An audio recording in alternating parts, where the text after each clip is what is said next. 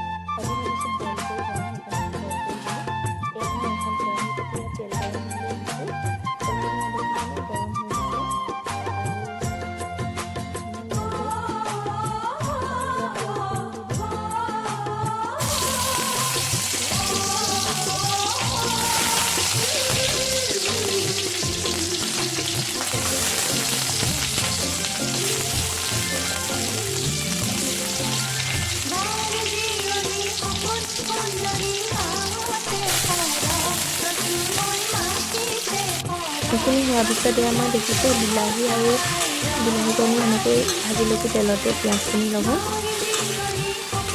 প্ৰথমে বিলাহীখিনি এনেদৰে ভাজি লওঁ।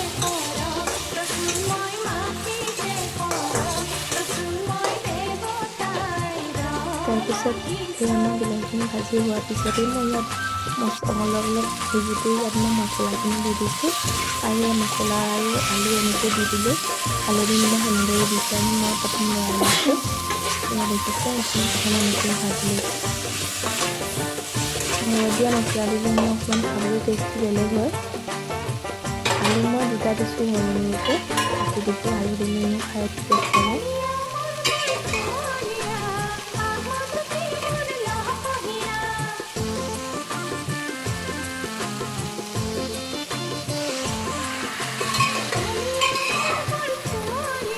মই তাৰপিছত কচুখিনি কুকাৰৰ পৰা কাঢ়িলৈ এনেকৈ এখন জাল মাৰি এনেকৈ কাঢ়িলৈ ইয়াতে দি দিলোঁ। দেখিছে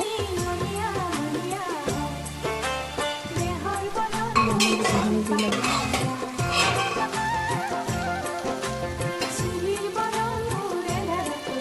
আপোনালোকে ইচ্ছা কৰিলে বইল নকৰাকৈ কচু ভাজি খাব পাৰে, কিন্তু মই অকণ বইল কৰি ল'লোঁ আজি। এনেই নহ'লে মই বইল নকৰাকৈ বনাওঁ। এইখিনি গোটেইখিনি দিয়া হৈ গ'ল। এতিয়া ধুনীয়াকৈ মছলাখিনি নিচিয়াকৈ লৰাই দিব লাগিব।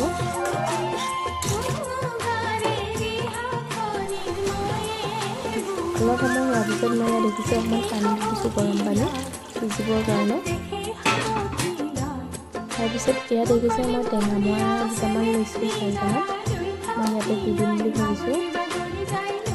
যিহেতু টেঙা অকণমান দিব লাগে আৰু জ্বলা দি দিছোঁ, তথাপিও মই আজি ভাবিছোঁ টেঙা মৰা দি দিম।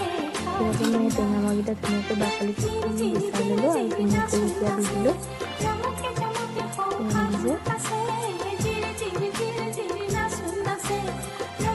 তেতিয়া মানে খজুৱাৰ ভয় নাথাকে, কচু হ'লে মই ধৰে বুলি কয় তেতিয়া ভয় নাথাকে। এতিয়া মই অলপ সময়ৰ কাৰণে এইখিনি ধুনীয়াকৈ ঢাকি দিম সিজিবৰ কাৰণে, পানীটো অকণমান কমিবৰ কাৰণে। অলপ সময় পিছত দিয়া দেখিছে উতল আহি আছে আৰু মই ইয়াতে 3টা জলকীয়া দি দিছোঁ।